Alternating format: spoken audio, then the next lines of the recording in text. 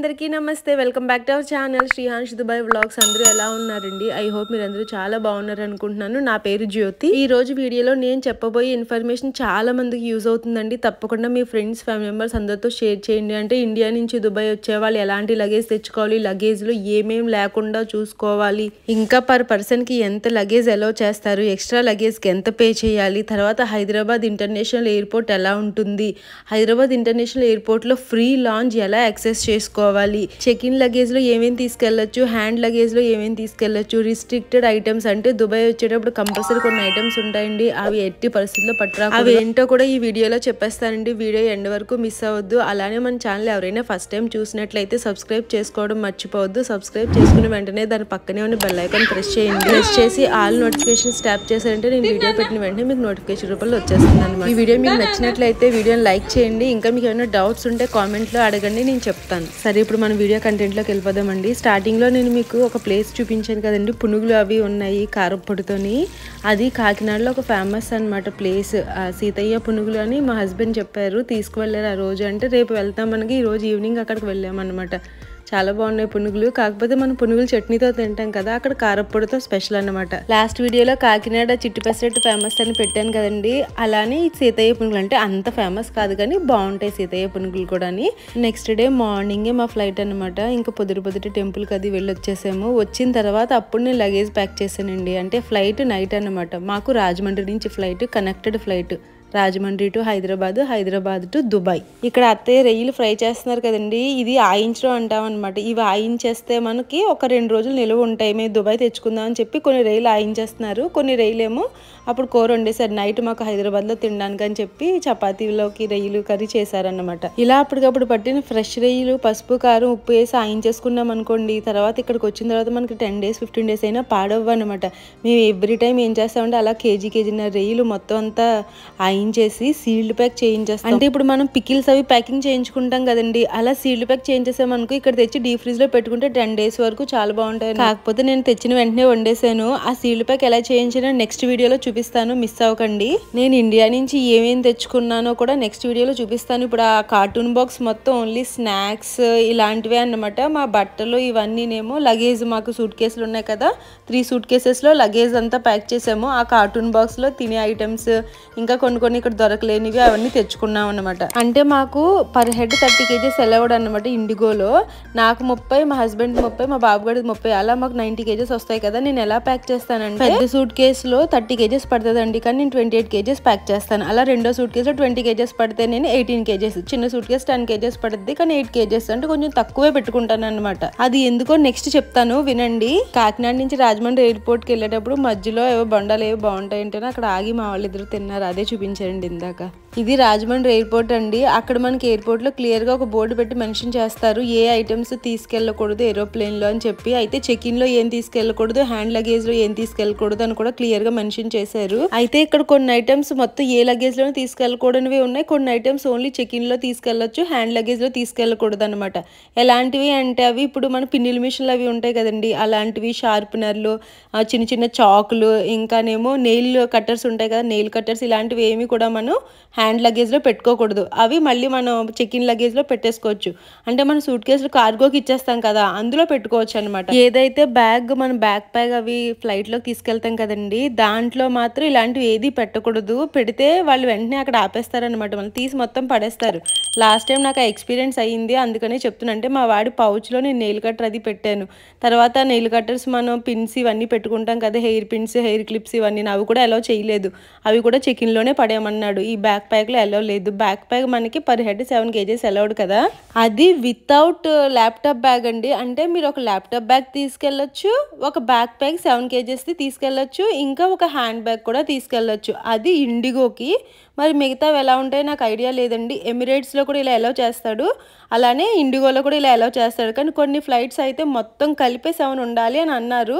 మరి క్లియర్గా మీరు ట్రావెల్ చేసే ముందు మీ ఎయిర్లైన్స్కి మెయిల్ చేసి కనుక్కొని అప్పుడు ట్రావెల్ చేయండి. ఎందుకంటే ఎందుకంటే ఒక్కొక్క ఎయిర్లైన్స్కి ఒక్కో రూల్స్ ఉంటాయండి. ఇప్పుడు ఇండిగోకి 30 కేజెస్ అలో చేస్తాడా చెకిన్లోని, అదే ఎమిరేట్స్కి అయితే 25 కేజెస్ అలో చేస్తాడు. సో ఫ్లైట్స్ని బట్టి డిఫరెంట్ ఉంటుంది. ఇండిగో అయితే అండి ఎక్స్ట్రా మనకి 1 కేజీ వచ్చినా సరే కేజీకి 1200 రూపాయలు అంటే 1200 రూపీస్ ఛార్జ్ చేస్తాడు. సో కేర్ఫుల్గా ఉండండి. మళ్ళీ ఎయిర్ ఇండియా వాడు అయితే కొంచెం కేజీ అటు ఇటు అయినా అలో చేసేస్తారంట నేను విన్నాను. బట్ నేను ఎయిర్ ఇండియాలో ఎప్పుడు ట్రావెల్ చేయలేదు కాబట్టి నా ఓన్ ఎక్స్పీరియన్స్ నేను చెప్పట్లేదు, మా ఫ్రెండ్ వాళ్ళు చెప్తే విన్నాను అనమాట. ఇండిగో వాడు మాత్రం ఎట్టి పరిస్థితిలో తీసి పడేస్తాడు తప్ప వాడు డబ్బులు కట్టకపోతే కనీసం అలో చేయడు. ఇప్పుడు మేము ఎక్కిన ఫ్లైట్ ఉంది కదండి, దాన్ని డొమెస్టిక్ ఫ్లైట్ అంటారనమాట. అంటే చాలా మందికి తెలియదు వాళ్ళకి చెప్తున్నాను, ఇది కూడా మాకు తెలియదు అనుకుంటున్నావా అని మాత్రం అడగొద్దండి. జనరల్గా ఇప్పుడు మా అమ్మ మొన్న అడిగింది నన్ను, అలా చాలా మందికి డౌట్ ఉంటుంది కదా, అదే చెప్తున్నాను. హైదరాబాద్లో డొమెస్టిక్ ఎయిర్పోర్ట్, ఇంటర్నేషనల్ ఎయిర్పోర్ట్ రెండు ఉంటాయి.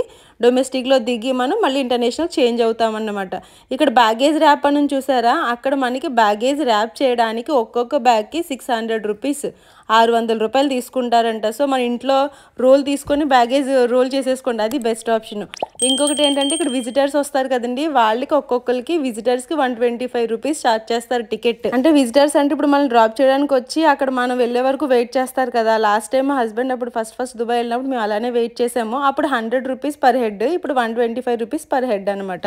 మేము ఒక 25 కేజెస్ వరకు కార్టూన్ బాక్స్లో ప్యాక్ చేస్తాం కదండి, దానికి మేము ఏం చేసామంటే ఆ ర్యాపింగ్ కవర్ తీసేసుకొని రోల్ మేము ఇంట్లో ప్యాక్ చేసేసుకున్నాం. ఆ కవర్ మహా అయితే 150 ఎంతో రోల్ దొరికేద్దా తీసుకొని చేసేసుకుంటే అయిపోతుంది. మాకు ఫస్ట్ టైం అలాంటి ఐడియా రాలేదు, నాకు తెలియదు, తర్వాత తెలిసింది. అందుకని నేను మీకు ఇప్పుడు చెప్తున్నాను, ఎవరైనా నెక్స్ట్ ట్రావెల్ చేయబోయే వాళ్ళు అలా చేసుకోండి, బెస్ట్ ఆప్షన్. అక్కడికి వెళ్ళి మనం ఒక్కొక్క దానికి 600 ఇచ్చే బదులు ఇక్కడ 150తో అయిపోద్ది. మాది కనెక్టెడ్ ఫ్లైట్ అని చెప్పాను కదండి, Rajahmundry to Hyderabad, Hyderabad to Dubai అని.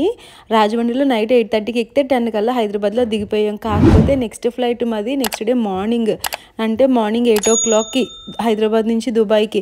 సో చాలా గ్యాప్ ఉంది. మాకు హైదరాబాద్లో ఫ్రీ లాంజ్ యాక్సెస్ ఉన్నా మనకి లాంజ్లో అంతసేపు ఉండనివ్వరు అనమాట. ఇప్పుడు లాంజ్లో మనల్ని ఎలా అలౌ చేస్తారంటే జస్ట్ మన ఫ్లైట్ అంటే చెక్ ఇన్ టైం ఉంటుంది కదా, దానికి 2 hours బిఫోర్ మాత్రమే అలౌ చేస్తారండి.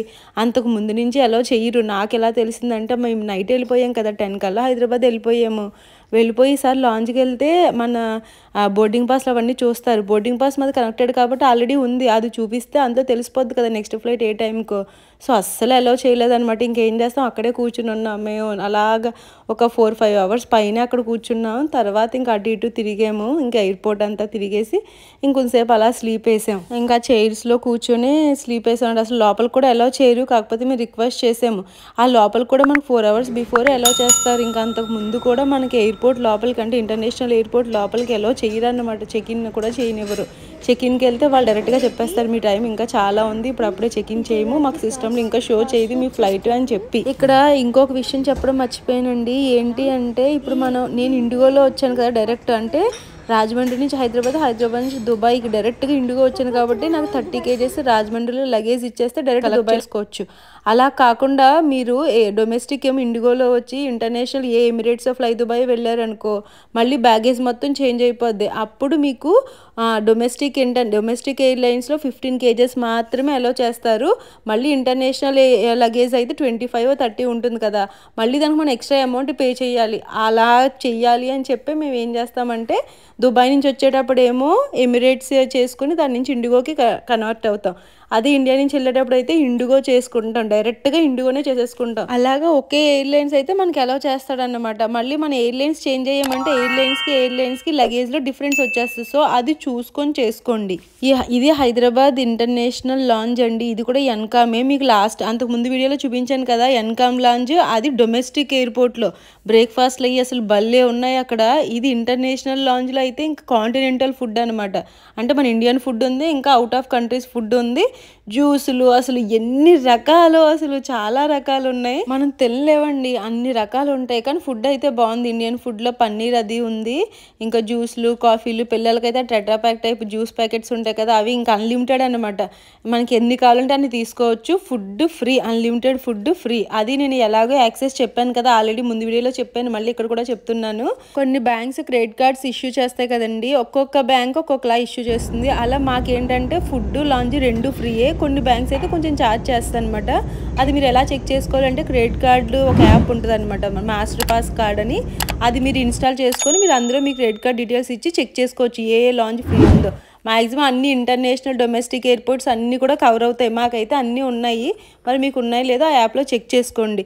ఇంకా బ్యాగేజ్ రిలేటెడ్గా తర్వాత దుబాయ్ ఏ ఏ వస్తువులు బ్యాండో నెక్స్ట్ వీడియోలో చెప్తాను, వీడియో అసలు మిస్ అవ్వద్దు. అన్నీ ఒకే వీడియోలో అన్నా మీకు కన్ఫ్యూజ్ అయిపోద్ది, వీడియో లెందీ అయిపోద్ది. తర్వాత ఈ హైదరాబాద్ ఎయిర్పోర్ట్ లాంచ్ గురించే వినాలి, సగం సగం చూస్తారని చెప్పి నెక్స్ట్ వీడియోలో పెడుతున్నానండి. ఇలాంటి ఇన్ఫర్మేషన్ కంపల్సరీ ప్రతి ఒక్కరు తెలుసుకోవాలి కదండి, మిమ్మల్ని కన్ఫ్యూజ్ చేయకూడదని చెప్పి 2 వీడియోస్లో పెడదాం అనుకున్నాను. ఇక్కడ బ్యాగేజీలు చూసారా, అక్కడ మన flight number flight name check చేసుకొని మనం అక్కడికి వెళ్ళిపోతే మన లగేజ్ అలా వచ్చేస్తాడు అనమాట. కార్గో డైరెక్ట్గా ఇందులో పెట్టేస్తాడు, మనం చూసుకొని దింపేసుకోవడమే. మా కార్టూన్ బాక్స్ చూడండి ఎలా అయిపోయిందో. నెక్స్ట్ వీడియోలో చూపిస్తాను దాని పరిస్థితి ఏంటో, ఏమేమి తెచ్చాను అందులో. ఇదండి ఈ రోజు వీడియో. ఐ హోప్ ఈ వీడియో మీ అందరికీ నచ్చింది అనుకుంటున్నాను. నచ్చితే తప్పకుండా మన ఛానల్ సపోర్ట్ చేయండి, కొత్తగా చూసేవాళ్ళు సబ్స్క్రైబ్ చేసుకోండి. అలానే వీడియో నచ్చితే లైక్ చేయండి, కామెంట్ చేయండి, ఇంకా మీ ఫ్రెండ్స్ అందరితో షేర్ చేయండి. Thank you for watching.